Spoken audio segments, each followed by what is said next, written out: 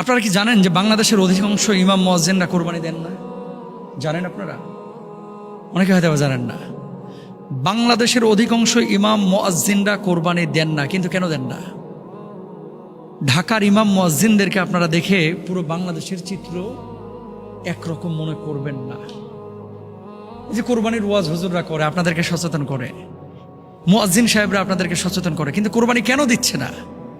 একটাবার কল্পনা করেছেন? পরশুদিন আমার একটা প্রোগ্রাম ছিল পরিবর্তন ফাউন্ডেশনের বগুড়ায়, 400-450 আলেম এসেছিলেন। মনোহর ভাই আয়োজন করেছিলেন। তাদের স্বাবলম্বীকরণ প্রকল্প এবং দায় নির্বাচনের ক্ষেত্রে করণীয় কি, শীর্ষক আলোচনায় আমিও অংশগ্রহণ করেছিলাম।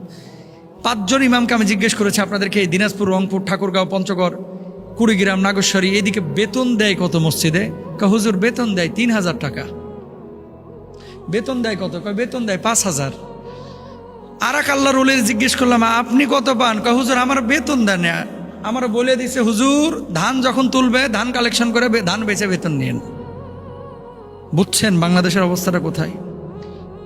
আর এক জায়গায় রসুন বেচে হুজুর টাকা নিয়েন, মানে মানুষের বাড়ি বাড়ি যায় হুজুরই রসুন তুলে নিয়ে আইবে, নিয়ে আসার পরে রসুন বিক্রি করে বেতন নেবে।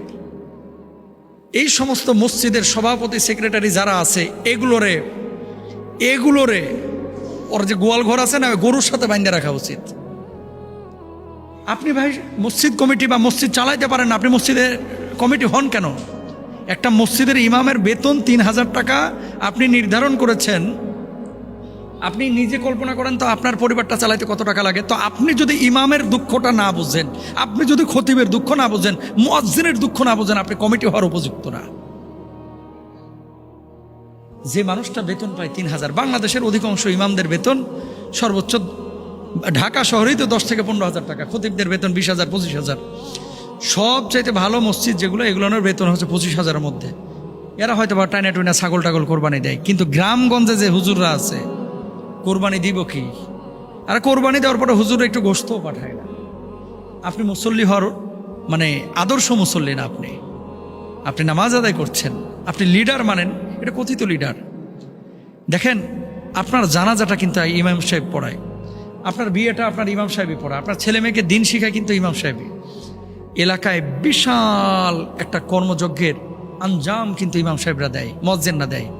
আর্থিক সচ্ছলতা তাদের নেই। হ্যাঁ, এখানে আমাদের ইমামদেরও দোষ আছে। এই যে মসজিদে একটা ঢোকার পরে চিন্তা করে এটাই আমার দুনিয়া। কেন রে ভাই, ইমামতের পাশাপাশি কি ভ্যানে সবজি বিক্রি করা যায় না? ইমামতের পাশাপাশি কি করা যায় না? আমি তো ফেসবুকে বিজ্ঞাপনও দিয়েছি, যদি এরকম কোন উদ্যোক্তা থাকেন যে হুজুর আমি আতর বিক্রি করবো, আমি মধু বিক্রি করবো, আমি এই সবজি বিক্রি করবো, আমার হোয়াটসঅ্যাপে নাম্বার দেওয়া আছে, আমার সাথে যোগাযোগ করেন, আমি আপনার জন্য দায়িত্ব নেব ইনশাল্লাহ। আমি তো ওপেন ঘোষণা দিয়েছি এবং দিচ্ছিও আলহামদুলিল্লাহ। কেন এই কথাগুলো বলতেছি? আর্থিকভাবে যদি আপনি ন্যূনতম সচ্ছলতা না থাকে, আপনি দাওয়াতি কাজ করতে পারবেন না। মানুষ আপনাকে বেল দিবে না ভাই, পাত্তা দিবে না। এবং আপনি যখন কথা বলবেন, হুজুররা এগুলো বলে, এরকম একটা ভাব। আর বদমাশ চুরি করে, ডাকাতি করে, সুদ খায়া, ঘুষ খায়া মোটা মোটা বান্ডেল কামাইছে, সে আপনার উপরে খবরদারি করবে। যে কথা বলতে চাচ্ছি ভাই, 10-15 হাজার টাকা দিয়েও ছোট ছোট এখন ব্যবসা করা যায়। ফোন ফ্ল্যাক্সের একটা দোকান দেওয়া যায়, ছোট্ট একটা টুল নিয়ে সবজির একটা ভ্যান নেওয়া যায়।